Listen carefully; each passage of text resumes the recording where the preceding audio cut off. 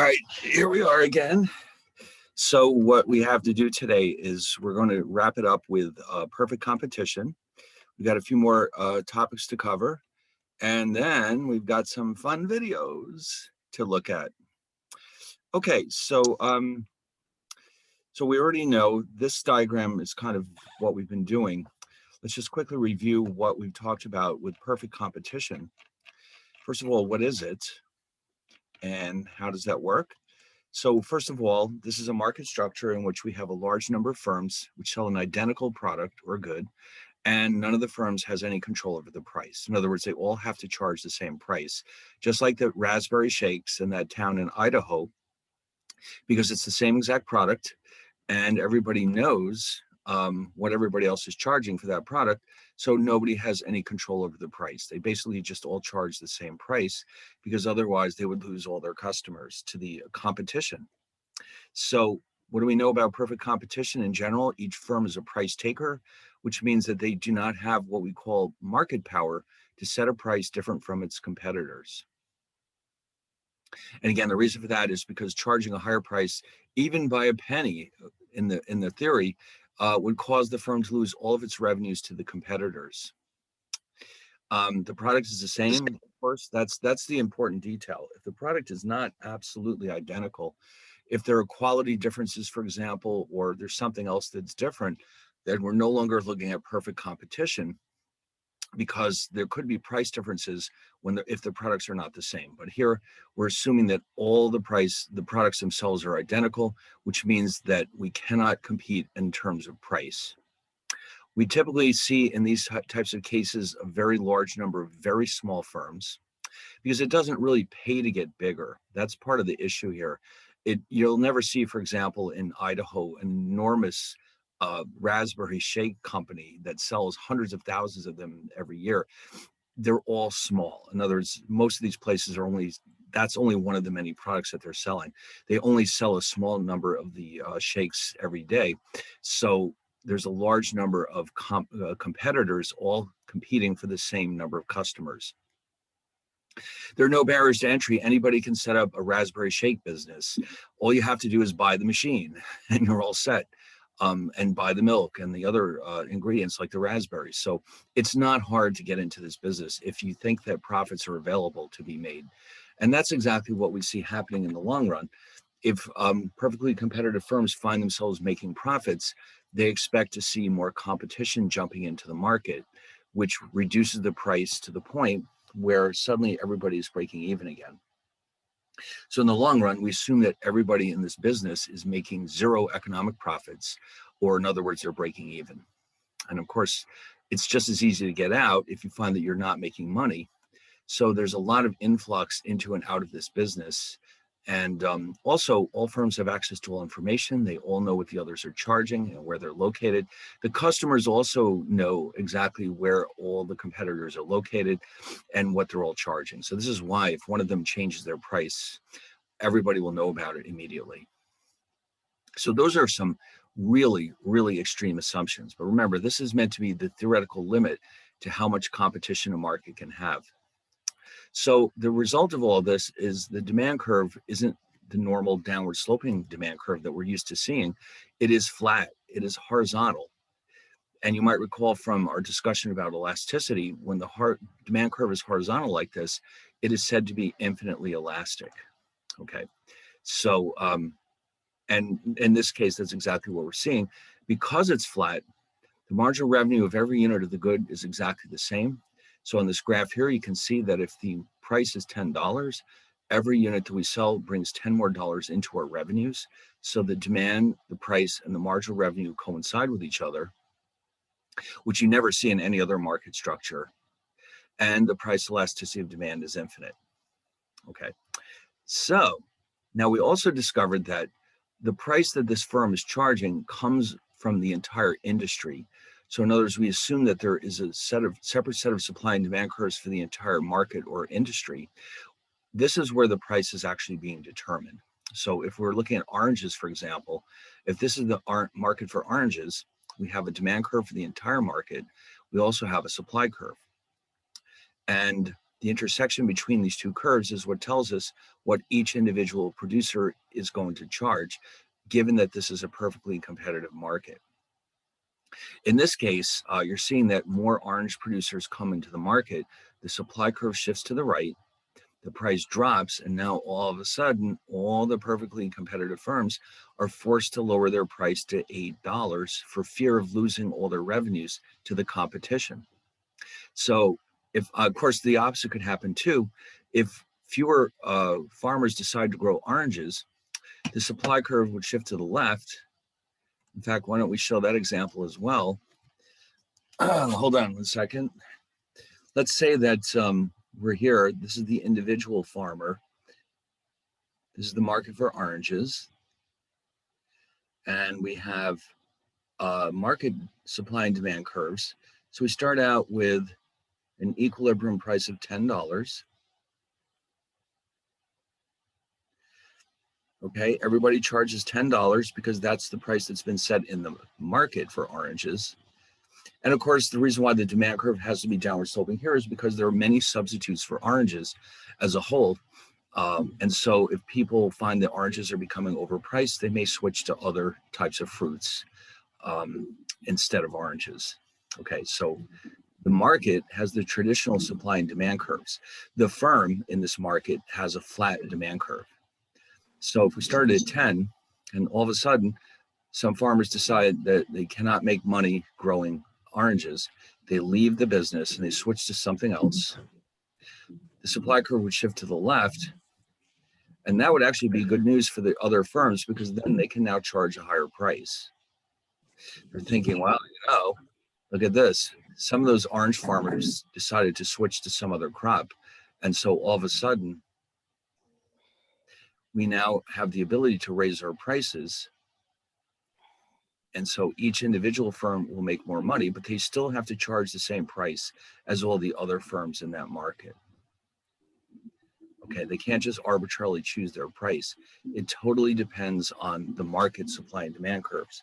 So here we're happy now because people left this business, the price goes up and each individual firm can now charge a higher price. So these can happen quite regularly, as we saw. Because it's easy to get into and out of this business, we expect this to happen fairly regularly, okay? Especially if word gets around that profits are being made in this business. A lot of farmers out there may say, I've got plenty of land out here. Maybe I could switch some of my crops to oranges. And before you know it, the supply curve is going up. But then maybe they overproduce, the price starts to drop, and some of them leave the market, and this is what happens. Now, we also, of course, we define marginal revenue. This is one of the more important concepts in all of economics, as simply the change in total revenues divided by the change in output. How much, in other words, what we're trying to capture is how much extra revenue we receive from selling one more unit of that product. That's what this is all about. If I sell one more unit, how much more money will it bring me? And you can see it's perfectly equivalent to what we've already seen. Marginal cost is the change in total cost divided by the change in output. And this tells me how much extra it will cost me to produce one more unit of this product. And we've also seen that profits are maximized when MR equals MC. All right, if we're producing at another point, it would pay us to either increase our output or decrease our output. This is where we always want to be. And this is true regardless of the market structure that we're in. It doesn't matter if this is a perfectly competitive firm. It doesn't matter if it's a monopolist. Every profit-making firm wants to be right here. Okay, because remember, the whole point of all this is to make money. You're always going to do whatever it takes to maximize your profits. That's the whole point of being in business. Okay, so now what else did we cover? Oh, the cost curves. So remember, the cost curves are really independent of the market structure. In other words, these cost curves depend on factors other than what kind of market structure are we in. So the market structure actually really only determines the demand curve. it does not determine the cost of production. That depends on what kind of business you're in. What are you making? So these cost curves will depend on what it is you're producing. So again, with the example of the oranges, these might be the cost curves for oranges. The cost curves for another product could be very, very different, but ultimately they will all have the same basic shapes. In other words, the average total cost curve dips at first and then rises, as does average variable cost. And of course, this is due to the law of diminishing returns. So the cost curves, all three of them, fall and then rise. And once they rise, they continue to rise forever. And this is due to the law of diminishing returns.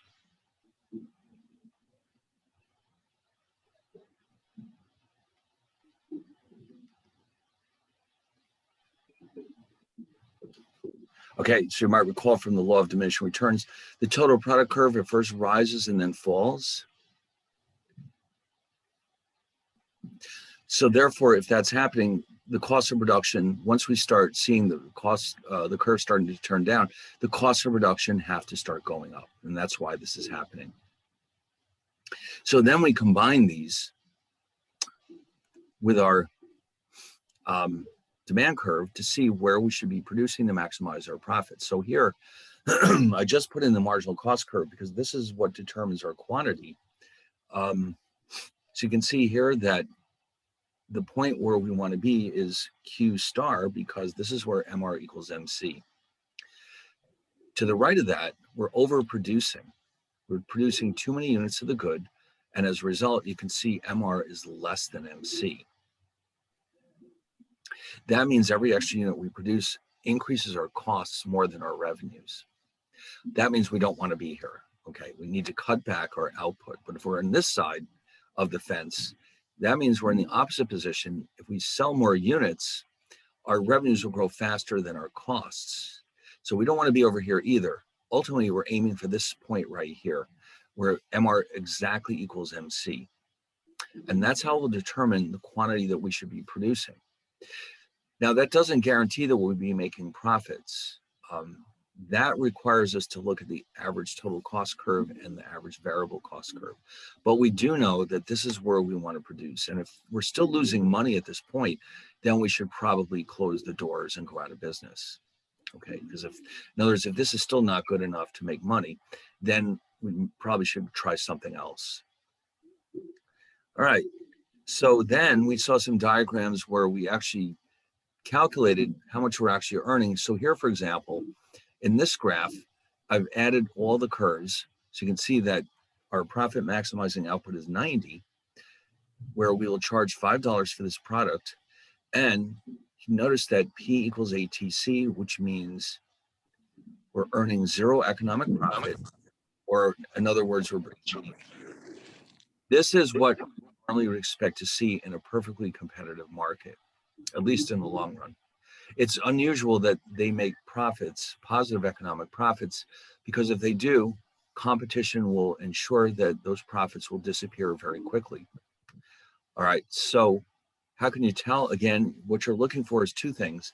MR equals MC determines where you produce. And then once you're at that point, you need to compare the price with these cost curves to find out if you're making money or not. Okay, so here we have zero economic profit. Now, we did point out too that zero economic profit isn't as bad as it sounds, because that means economic profit. And we reviewed this very quickly. There's a very big important distinction between accounting and economic profits. Accounting profits are what you see on paper: total revenue minus total cost to come out of our pockets. This is what we pay taxes on. But an economist would say this is not the best possible definition of profits. In fact, we should not make any decisions based on accounting profits. Instead, they should be made on economic profits, which means that you have total revenues minus total explicit costs, but then you must also take into account your opportunity costs. So therefore, if you're making zero economic profit, it means that you are covering all of your explicit and your opportunity costs. so that you're not making zero accounting profits, you're making zero economic profits, and that's fine. These companies can survive by making zero economic profits. In fact, I threw in this example of the lawyer who did exactly what you're seeing here. He leaves his $300,000 a year job to start up his own practice.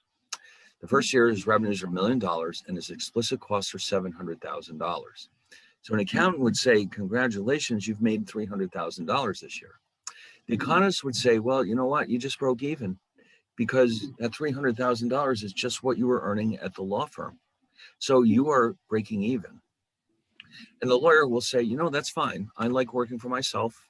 Even though I officially am making zero economic profit, I'm actually earning a salary or the equivalent of a salary of $300,000 a year. So that's just fine with me. I can survive like this. On the other hand, if his explicit cost the first year were $800,000, that's a very different matter altogether, because now his accounting profit is less than the salary he gave up to start this practice. So an economist would say, you blew it. You're losing $100,000 a year compared to working for that law firm. And the lawyer might agree and go back to the law firm, or he may say, you know, I don't care. I like working for myself so much that I'm okay with this. That's possible, okay, but an economist would say that you're worse off than you were when you were working for the law firm. On the other hand, if his expenses, explicit expenses, were only $600,000, now he's really happy because his accounting profit is $400,000, and that's actually $100,000 more than he earned at the law firm. So his economic profits are equal to $100,000. That's good, but that also means other lawyers might decide to do the same thing, and that might push down his profits back to zero economic profits. It's possible.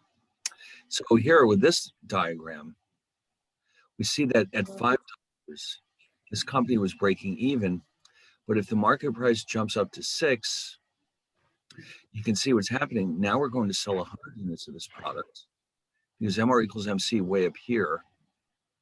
And now you notice the price is higher than the average total cost curve. So they're making $75 in economic profits on top of their ability to cover their their opportunity costs. So that's the equivalent situation that this lawyer is in. He's not only covering his opportunity costs, he's also making more money on top of that. And this can happen with a perfectly competitive firm, but we do not expect it to last very long because of competition. And in fact, you can see what can happen. All of a sudden, the supply curve shifts to the right, and before you know it, we're right back to breaking even again. All right, so now, oh, and here's the opposite case from that firm we were just looking at. If the price were to drop to $4, we're actually now losing money, okay? So that's not good. And that means that at some point we have to make a decision if we should leave this industry altogether. All right, so let's jump ahead a little bit. Now, the new material, there isn't that much left here to do that we haven't already seen, but we do need to make a couple of key points here. There comes a point where our profits are so low that we really do have to think about getting out of this business. So when would that actually happen? All right, let's take a look at these curves again.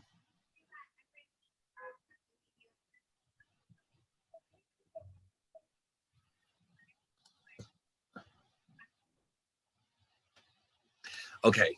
All right, here we go.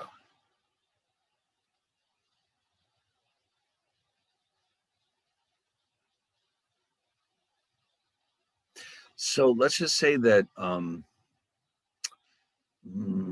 let's try this.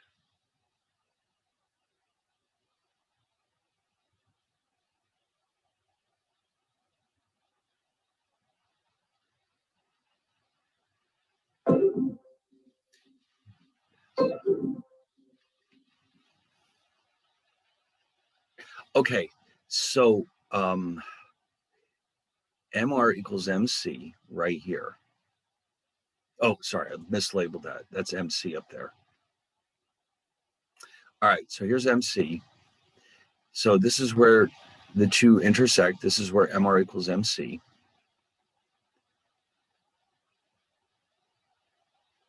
And this is our profit maximizing output. Now, if you notice here, we're well below average total cost. So this little box here actually represents economic losses.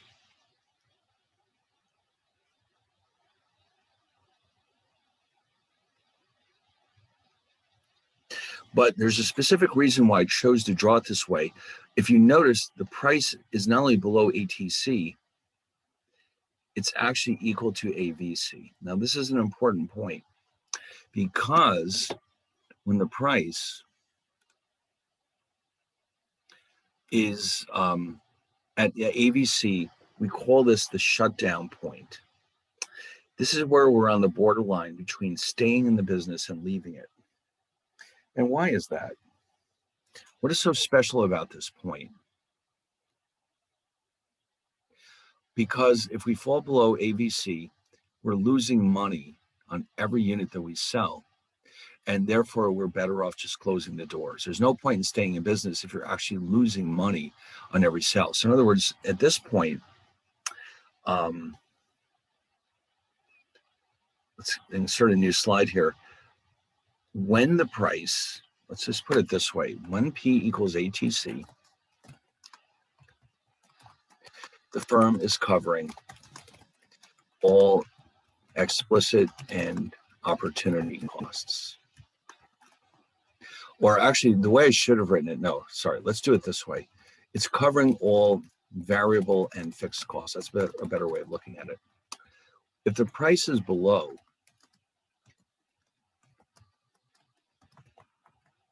it's in between here, the firm is covering all variable costs and some of its fixed costs. If the price is exactly equal to AVC, the firm, actually, let me put this on the next slide here. If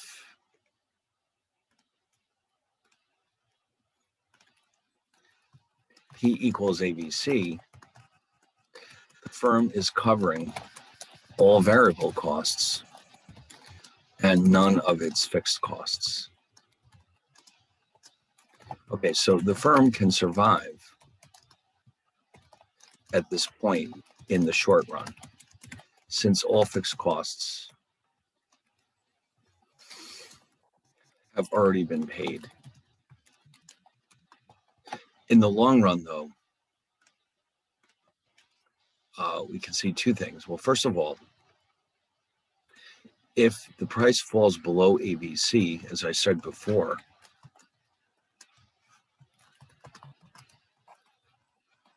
the firm is covering none of its fixed costs and only some of its variable costs. This means that it loses money on every sale and will shut down. Okay. In the long run, though, the firm must at least reach ATC to stay in the business. Because you can see why, if we're below ATC, we're not covering our opportunity costs. We may as well go do something else with our resources. Like the lawyer, he may stick around because he likes working for himself, but at some point he may think, maybe I should go back to the law firm. So we're assuming that in the long run, we have to at least be at P equals ATC. In the short run, we can survive if P equals AVC, but not forever. At some point, we have to ask ourselves if we should maybe get out of this business. So for that reason, P equals AVC is known as the shutdown point, because If the price falls even a penny below that ATVC point, then we have to shut the doors, even in the short run. All right, so let's just look at a quick example here. We have a perfectly competitive firm where the firm sells bottled water. And let's just say that these are our costs. Average fix is $1, average variable is 2, and average total is 3, therefore. If we're not making, we can get by just covering our variable costs. But if we're not even covering those, we really should get out of this business. So I think I've got a graph here somewhere that shows this. No. All right. Well, I guess not. But if the price is below $2, the firm is better off shutting down because it's not even covering its variable costs. If we're exactly at $2, then we're indifferent between staying and going. But in the long run, we would have to leave. If we get above $2, but we don't quite reach 3, then we're still going to want to stay in this industry in the short run. But we really need to be at $3 to stick around for the long haul. Okay, so I'll tell you what, let me see if I can draw a little picture here.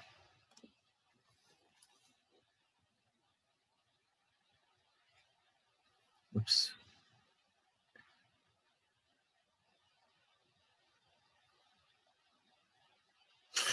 All right, let's do this.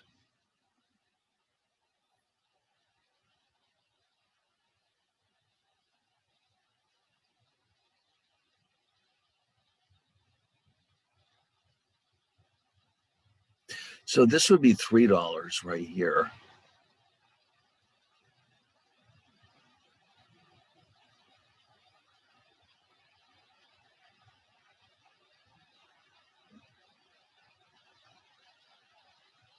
Let's say this is $3. So actually, I'll put the $3 over here.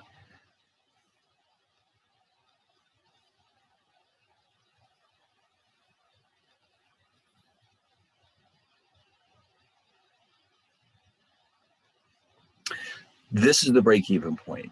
Okay. Oh. All right, break even.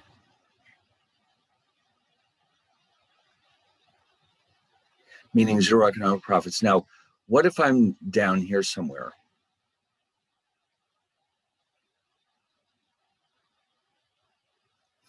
At $2,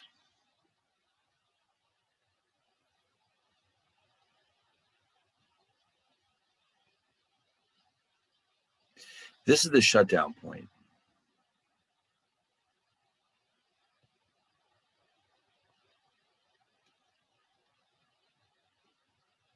Okay, so in other words, anything below this, we will actually close the doors even in the short run. Okay, so down here below 2, leave the industry.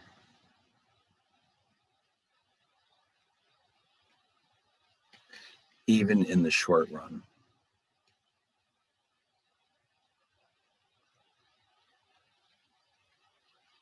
Actually, you know what I'm going to do is change this slightly. I want to make it clear that this starts below the curve, not on it. At $2, we can stick around for a while longer, but anything below that, we have to leave.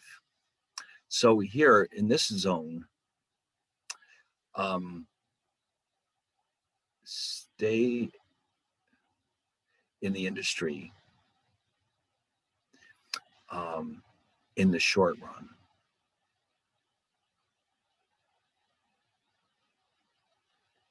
But not the long run. In the long run, we need to get $3. Okay, and then anything from that point up.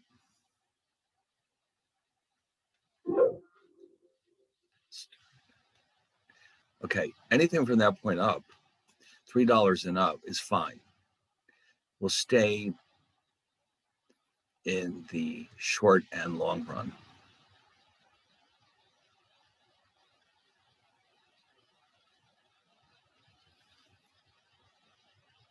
Okay, so I think this is good. I like this graph because you can visually see what exactly is going on here. So down here with these low prices, anything under 2, we have to get out of the business immediately. $2 up to, but not including 3, we stay in the short run. And then from 3 up, we're going to stay whether it's the short run or the long run.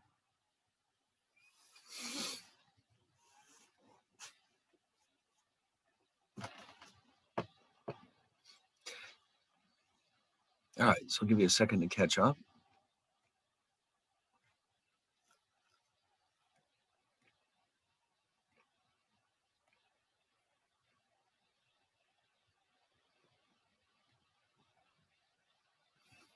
Now, what's interesting about all of this is that we can use this graph to define the supply curve of the individual firm. In other words, we know that the demand curve is that flat line, but we can also define a supply curve by looking at this chart very carefully. And so what's going to happen is that because I've made another copy so I don't ruin the first one. Because we're going to leave the industry if we don't at least get a $2 per unit, the supply curve will start at exactly $2. From that point on, how do we know where the company will provide this service or this good? As the demand curves keep shifting up, we keep producing where it crosses the marginal cost curve. So we could make the case here that this marginal cost curve, starting at the shutdown point, is in fact the supply curve of the perfectly competitive firm. So I'll change this to MC equals S. S represents the supply curve.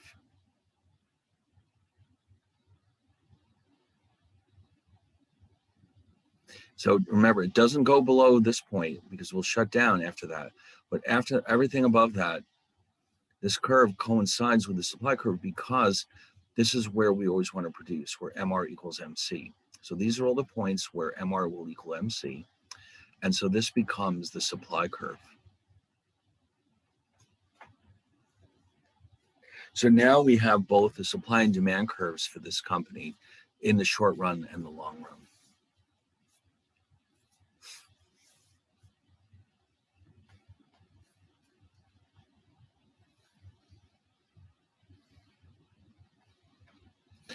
Pretty cool, huh?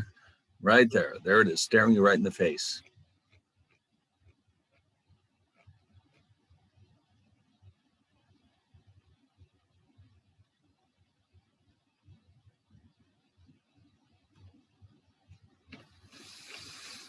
All right, so I think we've said all we need to say about perfect competition. So what normally follows after this is monopoly. So, and we will do monopoly, but I have some videos that I want you to see first. But I just want to mention that before we get to monopoly, what you have to do is imagine that, let's say that all of these small, tiny little companies gather themselves together and create one enormous new company that represents the entire industry. So in other words, instead of having 100 little tiny producers, we have one. And that, so in other words, if you want oranges, let's say, you have to go to this company to get your oranges. That would be a monopoly. Okay, the word monopoly means there's only one company that makes this product. And so that is the other logical extreme of competition. In other words, with a monopoly, there is no competition whatsoever. So the behavior of the monopolist is very much like the entire industry for the perfectly competitive firm. So you'll see that when we get to the chapter. But first, I have some videos here. Now, these videos are basically a series that I showed to my last class, and they really liked it a lot. It's basically, the title of the series is Opportunity Cost, but it ties together a lot of the things that we've seen in this class, and it attempts to apply them to the real world. So I think you'll find it especially interesting. So it's a series. I'm not sure how many we have time to watch, but I'd like to show it right now at this point before we dive into Monopoly. So I'm going to start by sending you the first one, of which there are quite a few of them. And so I think you'll agree with me when we're done that this was a very useful series of videos because it helps us understand how all of this material connects to the real world. All right, and that's always fun.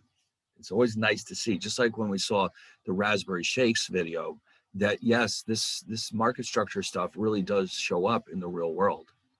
All right, so, and of course, when we get to Monopoly, we'll do the same thing. I've got some videos about actual monopolies, and I think you'll find that very interesting too. But first, let's check this series out.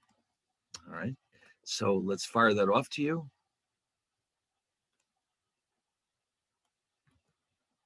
And let's check this out.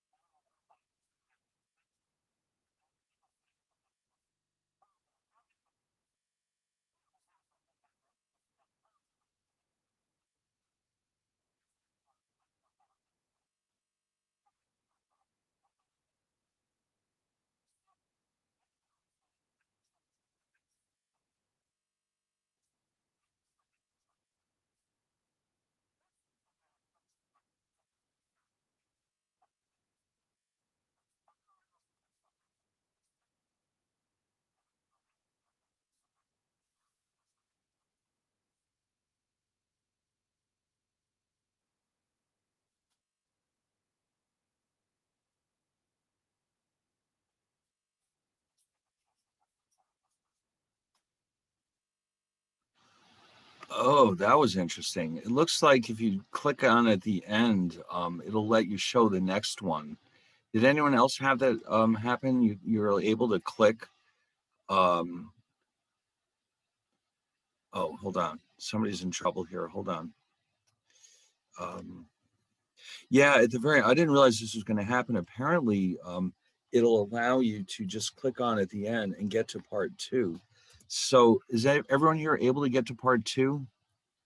I'll tell you what, let me just put the link um, to part two right now, just in case this isn't working for you. Okay, I did not realize that this was happening. So in other words, there's multiple parts to this. So if they're going to give us the link at the end of each one, that's fine, but let me just give it to you anyway, just in case. All right, so we're ready. I hope everyone's ready for part two. So let's just watch this now.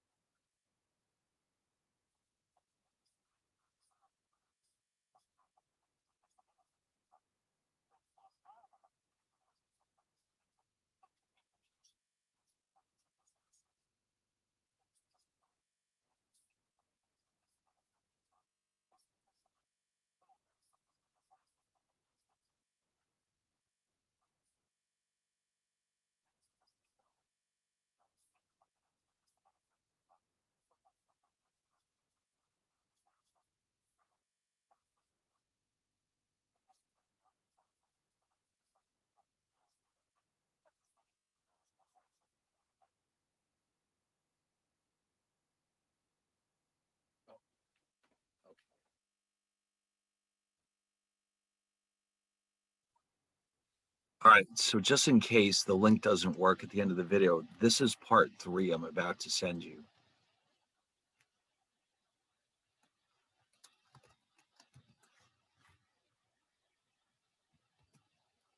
All right, let's check it out.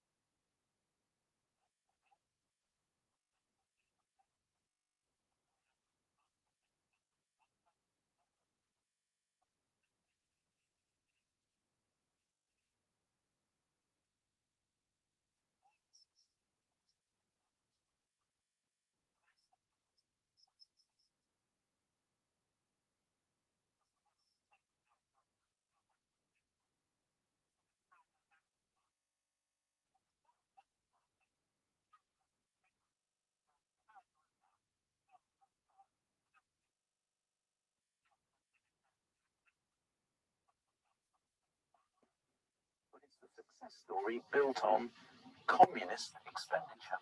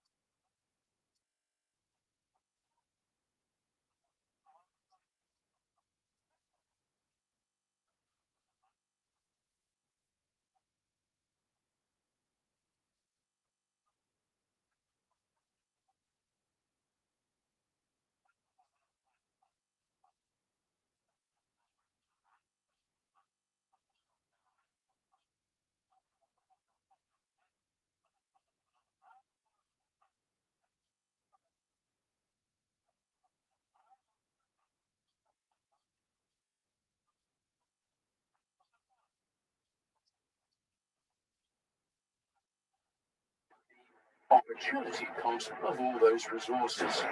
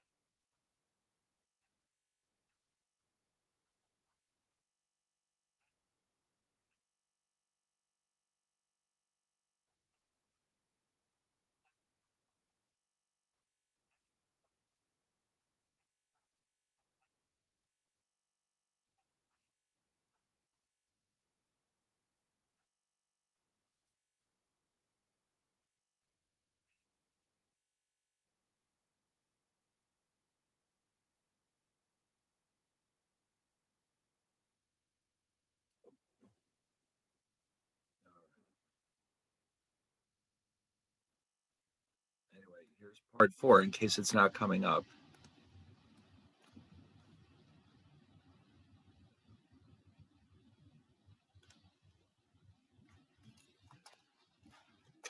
Damn it.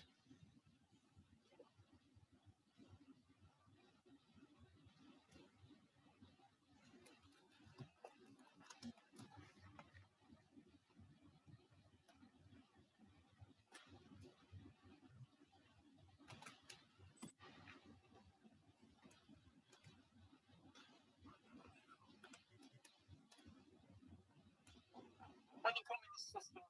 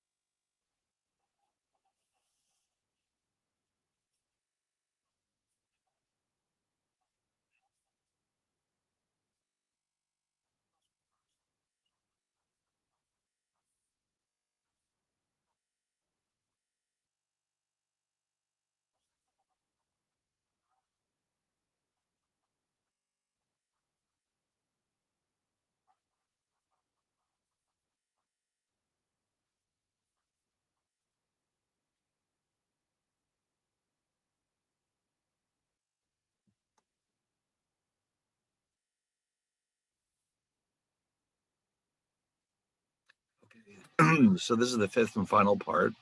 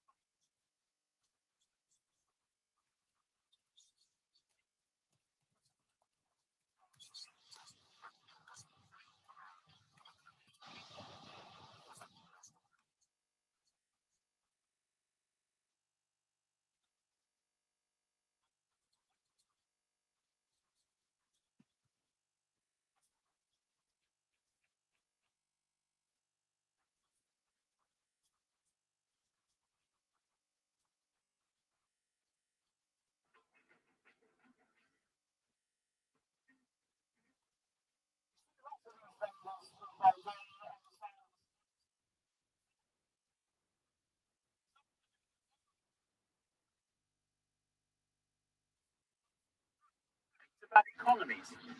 And the important point is this: we shouldn't think that we're choosing between a market.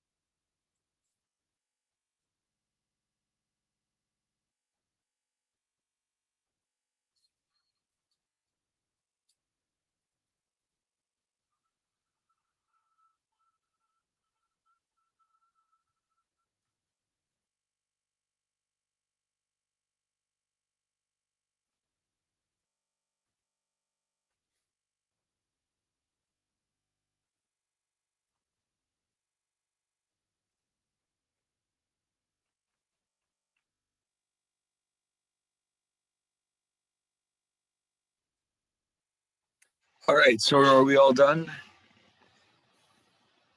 So that was kind of interesting, how we tied opportunity cost to everything that they were talking about, especially how in a market economy, prices are determined by demand and supply, as opposed to the communist authorities. And so, of course, naturally, resources are allocated far more efficiently in a market economy than in a command economy. And but also the idea that opportunity costs are at the heart and soul of just about every economic decision. And in fact, he made the interesting point that a lot of these resources have to be paid for somehow, and this is how we determine market prices. And so when we buy things, we have to expect to compensate the resource owners with higher prices for what they produce for us. So anyway, so it's sadly enough, it's time to go. So I guess we'll have to knock it off right here. And next time, what we're going to do is introduce monopoly, the other extreme type of market structure from perfect competition. And when that's over, we'll be following that up with our discussion about the sort of hybrid case, which is monopolistic competition. And then down the road, we'll be looking at another market structure, which is called oligopoly. All right, so for now, all we have to do is, well, I guess just make sure you understand what we've been doing, and then I'll see you all again on Friday. Okay?